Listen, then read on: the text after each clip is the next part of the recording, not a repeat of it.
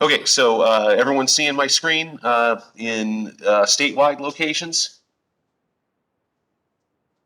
Yeah, we can see the screen. Okay, thank you. Okay, let's get started today.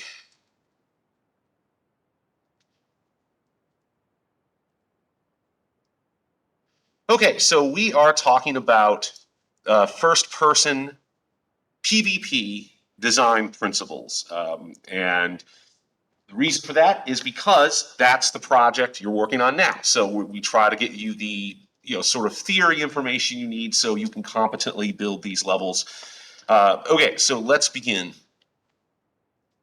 All right, so in my head, kind of the big overriding difference between doing like a death match or any type of player versus player multiplayer map is okay. When you're doing single player, right? You're talking about a level in a Naughty Dog game, or a level in a Metal Gear game, or a level even a RPG or something, any kind of single player, even like a Mario game, a Zelda game, whatever, right? The gameplay is determined by the designer in a very dictatorial way, right? The designer is handcrafting this experience. Now, we do have like procedural things now, and more games are more systemic now, but that's more or less still true, I think. When you play a single player game, you're playing a Far Cry game, whatever it is that has a single player mode, Call of Duty single player, whatever. People are handcrafting the moment to moment experience, right? It's like being a dungeon master in a pen and paper RPG. Multiplayer works a little differently than this. There's still the designer's hand, but it's gentler. Okay, you're providing a opportunity space, to use academic terms. I only like to use academic terms, by the way, when they make sense to use. And I think opportunity space is a pretty good one. Just this notion of you are creating a playground for players to engage in, for the game design to live and breathe. What you're not doing so much in multiplayer is every single step the player takes, you're not like making things happen like directly, right? Really, the players are generating the fun and excitement by running around shooting each other, or in the case of objective-based things like capture the flag, the game design is providing that entertainment. It's a little bit indirect. So there are some people in which, and by the way, you'll notice how my slides will have certain bullet points, and that's important information. That's the key information. But I will just kind of riff. That's my style, by the way. If you haven't noticed that, and having a couple of years of my classes, this is what I do. But does the slides serve as a reminder of the general thing that I like to talk about? And I guess that's for statewide's benefit as well. So anyway, uh, the the thing is, certain people are naturally inclined to one or the other, right? There are some people that are really good at the kind of soft, gentle hand of multiplayer level design, making an entertaining layout where the gameplay is really exciting and interesting, because of how the players are engaging and the opportunities and choices you're providing them with that layout. There are some people that really excel at being the dungeon master, at crafting every moment of the experience kind of directly.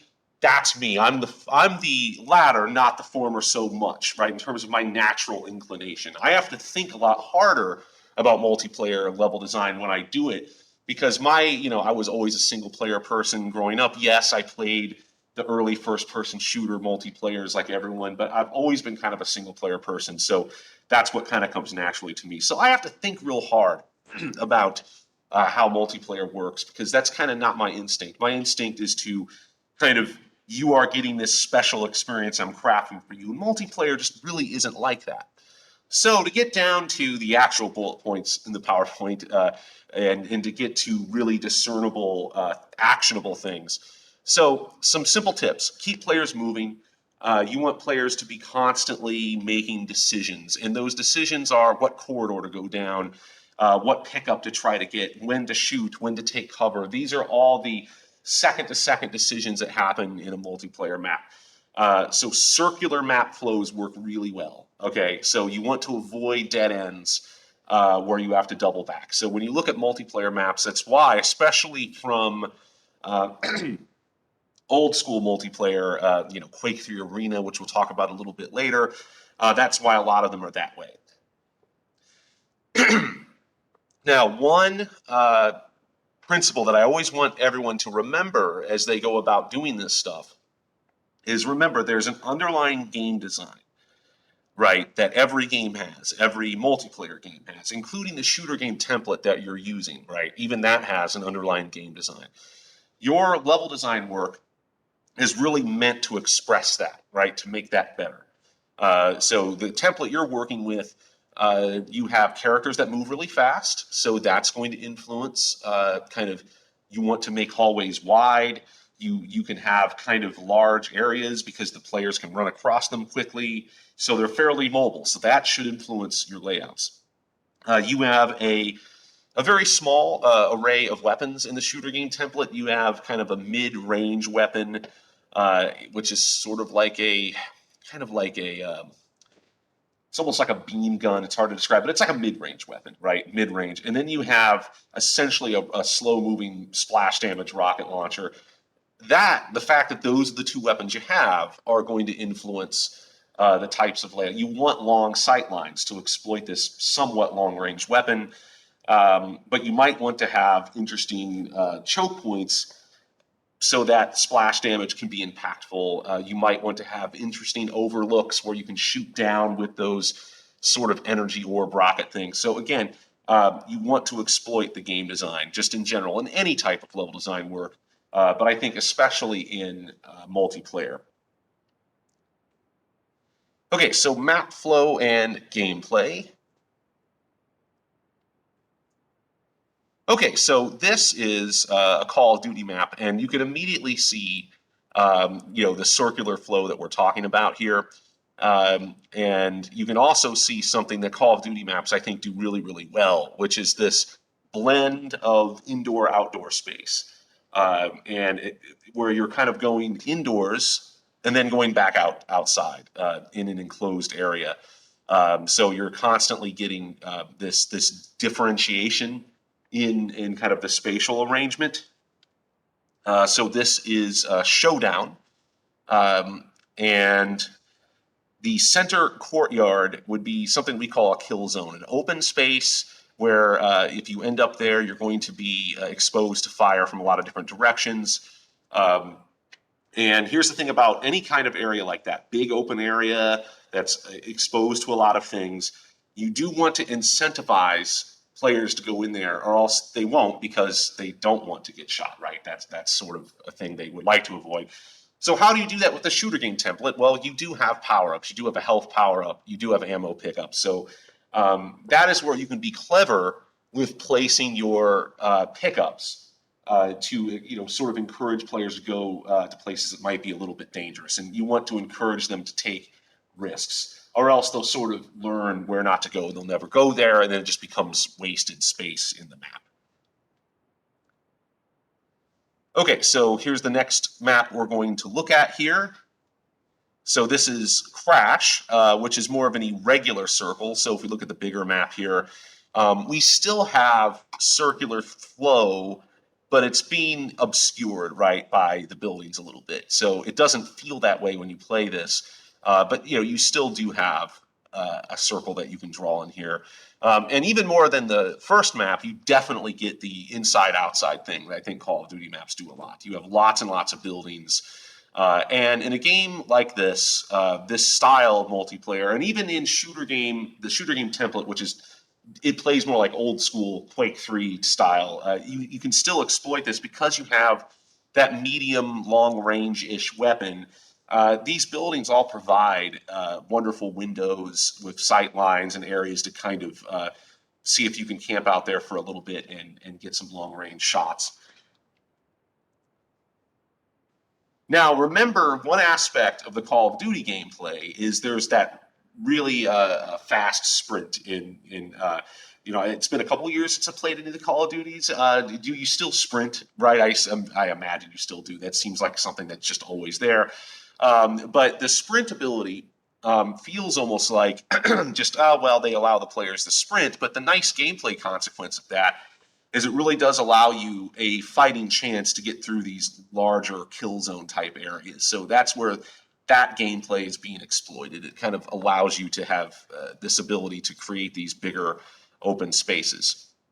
And another thing to remember about the gameplay for Call of Duty and games of its ilk, and most multiplayer games now are like this, that are first-person shooters, is when you make your shooter game maps, this is kind of old school, in the sense that, it's pickup based, right? You're going to run around, you're going to get health pickups, right? That sort of thing. In Call of Duty, it's loadout based, right? You're selecting what weapons you load into the map. And with that type of game design, you have to really think hard about the opportunities that you want to provide to players with those different loadouts. Now, a map doesn't necessarily have to accommodate every single thing a game has. It's okay for a map to be, this is the great sniper map, and maybe this is an awful map for shotgun people. Okay, that's okay. That can happen. But generally speaking, you do want to think about, okay, here are my interesting opportunities for players that like to snipe. Here are my interesting opportunities for players that like up close combat, and think about that as you're doing these layouts. And one more thing I'll mention here is maps can be confusing to navigate, right? So it's really helpful to have a very distinct feature in maps that players can kind of use to navigate them. And here, what I especially like about this is it kind of flips, it inverts a very typical level design trick. It's very typical in level design to have like some super tall building or structure in the center to be a landmark. And we'll talk about this. This goes back to some of our architectural principles that we're going to be discussing. In this map, though, they don't use a tall building or an Eiffel Tower thing or a Washington Monument looking thing or some kind of big tall thing. They actually use a helicopter wreck. So the focal point is not the tallest thing, but the smoke rising from the helicopter wreck kind of makes it the tallest thing because you see that smoke. But it's kind of interesting how they are able to create a focal point out of something that's not the usual. I'm just going to take a big tower and put it in the middle. But that is an effective trick. You have something distinctive that kind of ties the theme together, and you can always kind of place where you are based on how far you perceive yourself to be away from that crashed helicopter.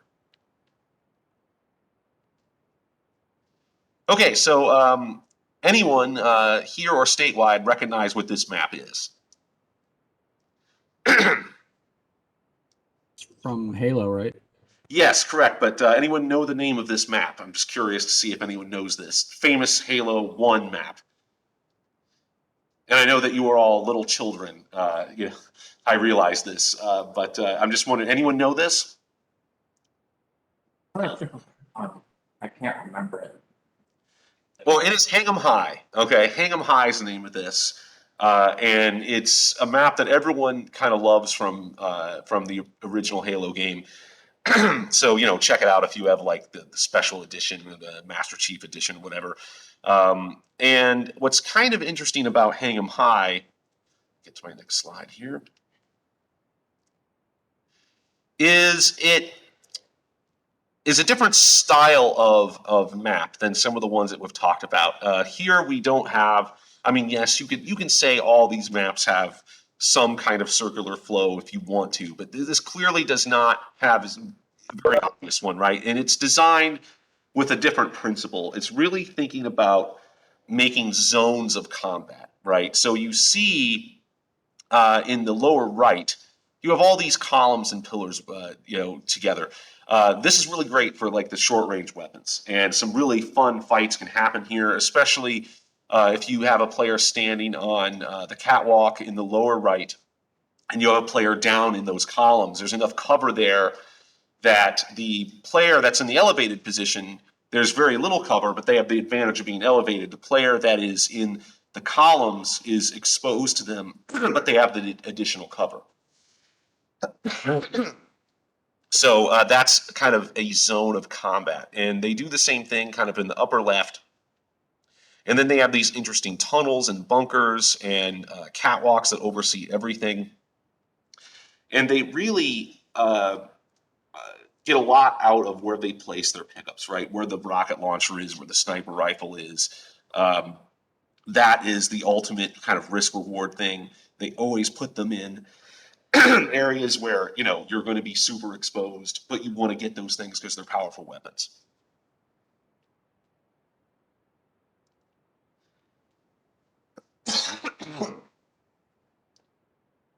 Okay, so let's talk about Quake 3 Arena.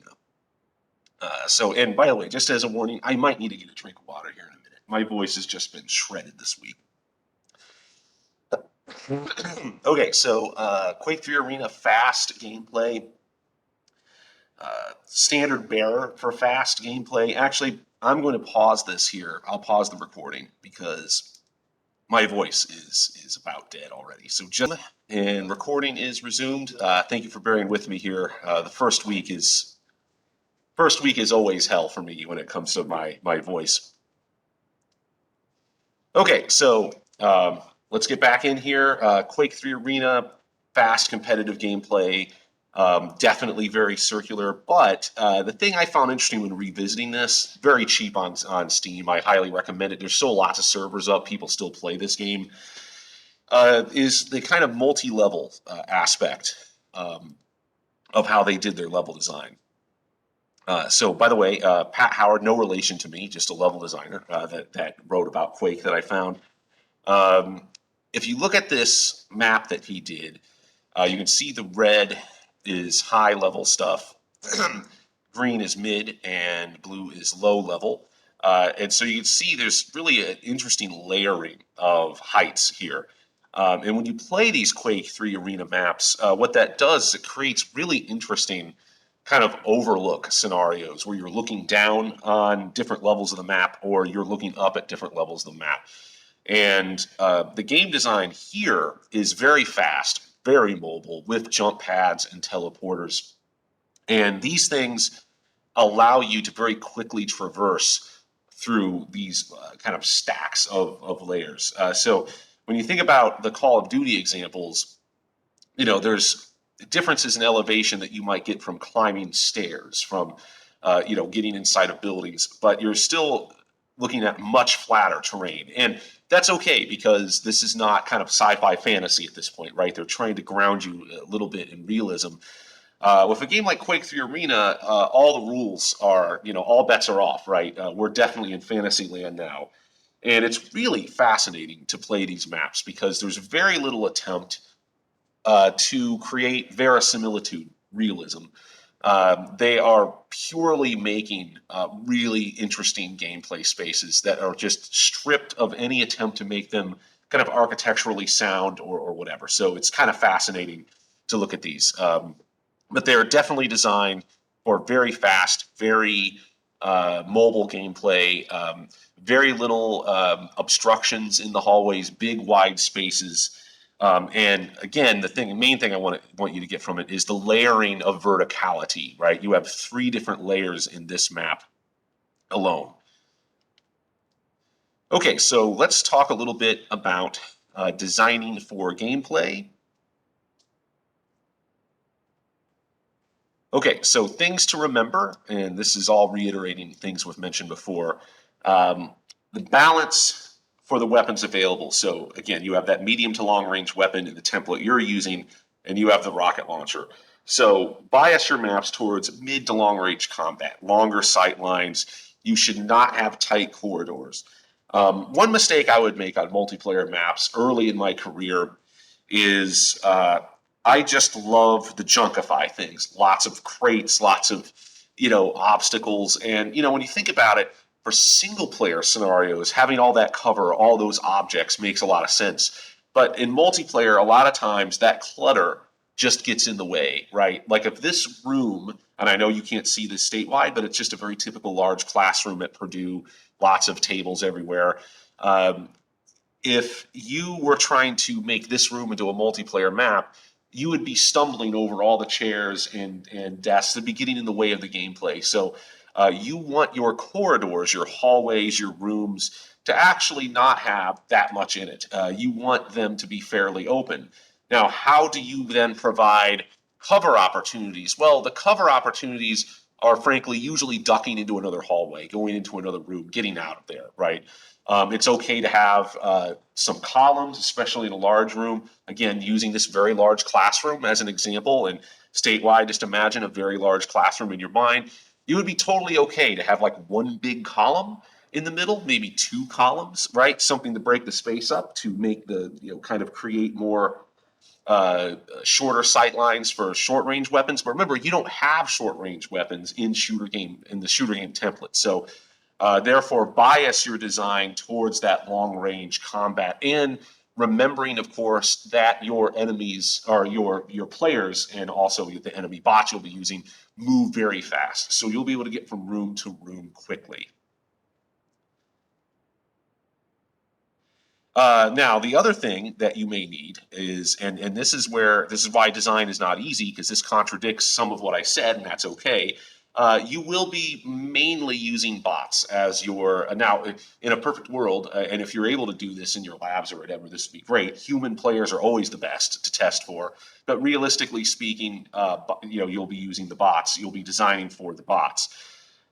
They are very precise in their aim. So, you do want to keep things open so you move quickly, but you may want some columns, you may want some obstructions. And so you have to balance that, right? You have to balance how open you need to make things because of the fast movement, because it's annoying to be bumping against things all the time. But you do need enough visual blockers, sight blockers, so that the bots can't snipe you all the way across the map. So kind of an interesting challenge there to balance those two things, the need to design against the bots versus the need for fast gameplay. So just remember to balance that as you're considering your layout choices. Okay, so the process of improvement, which is true for a lot of things in game development, certainly true here. Test, collect data, improve, right? So what I'm saying here is that what you want to do is build your white box. Once you're done with your paper design that you're doing now, when you move on to that stage, you'll build your white box and you'll test it, right? By first just with yourself, by running around. And does it feel good? Am I getting hung up on things? Am I running into things in the wall? Are there too many blockers, right? Then you sort of collect that data internally. Then you go back and make tweaks, make improvements. Then you introduce the bots. Am I getting shot too much? Am I at least, if an average player should, if you're playing against 8 bots or something, you should be landing in the middle in the kill count somewhere. If you're doing that, then you're probably the balance is probably there. If you're like always in last place, and if you're like an average FPS player, I would consider, okay, maybe we need to adjust the layout a little bit. So that's kind of the process here, and then get your classmates involved as much as possible. Have them play it. Now the ultimate thing is if you could get, and I don't think this is actually too hard to do via just using IP addresses. Connecting people into your game so they're actually playing your game. But if you can't do that, just have them sit down at your computer and play against your bots, see what they think, get that feedback. So that is the process really for just about everything we do in game dev, but just remember that it remains true here as well.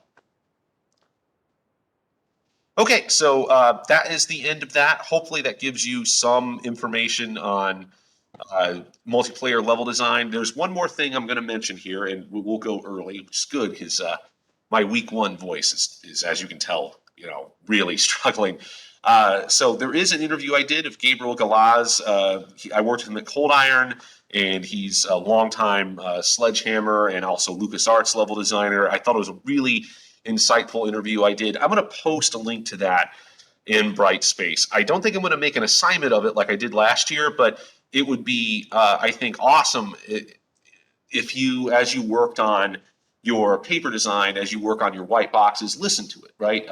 Hear what he has to say, because you know, he's made these maps for a living for a very long time. So he has some really, I think, awesome insights to give. All right, folks, that's it for today. Thank you. Thank you. Thank you. I'm going to put a link to an interview with a really good multiplayer level designer that I did on Brightspace. I'll put that up today.